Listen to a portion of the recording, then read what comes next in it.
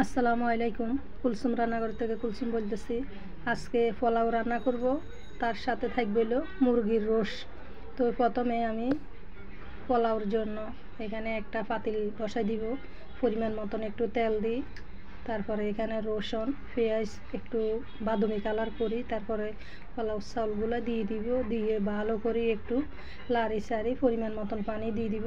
তো দেখুন এখানে ফ্রাইয়ে কমপ্লিট হয়ে গেছে। পোলাও পাতা দিয়ে দিব আর একটু স্বাদের জন্য চিনি দিয়ে দিব। তো দেখুন, তো আমার পোলাও তো রান্না হয়ে গেছে, কিন্তু পোলাও রান্না করতে বেশি সময় লাগে না, অল্প সময়ের ভিতরে পোলাও রান্নাটা হয়ে যায়। তো মুরগির রোস্টের জন্য এখানে আমি কিছু কাজু বাদাম, চীনা বাদাম, তারপরে এখানে পেঁয়াজ রসুন আদা সবগুলো একসাথে আমি ব্লেন্ডার করে নিছি।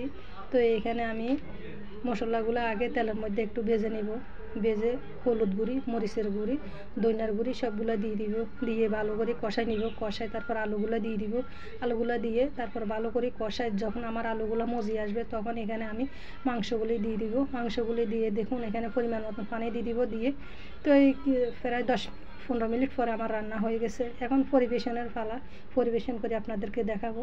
তো এখানে দেখুন কত সুন্দর লোভনীয় হয়েছে, মাশাআল্লাহ, কালার কত সুন্দর, আলুগুলো একদম মজে গেছে, খুব সুন্দর আস্তে আস্তে আলু দিছি, দেখতে যেমন সুন্দর খেতেও ঠিক তেমনই সুন্দর। তো দেখুন কালারটা কেমন, অনেক অনেক মজা হয়েছে মাশাআল্লাহ। তো প্লিজ আমার চ্যানেলটা যারা সাবস্ক্রাইব করেন না তারা সাবস্ক্রাইব করে দিবেন, যারা সাবস্ক্রাইব করছেন তাদেরকে অনেক অনেক ধন্যবাদ জানাইতেছি। ভিডিও কেমন লাগতেছে আপনারা কমেন্ট করে জানাবেন। তো আপনারা ভালো থাকবেন, নিরাপদে থাকবেন, সুস্থ থাকবেন। আল্লাহ হাফেজ।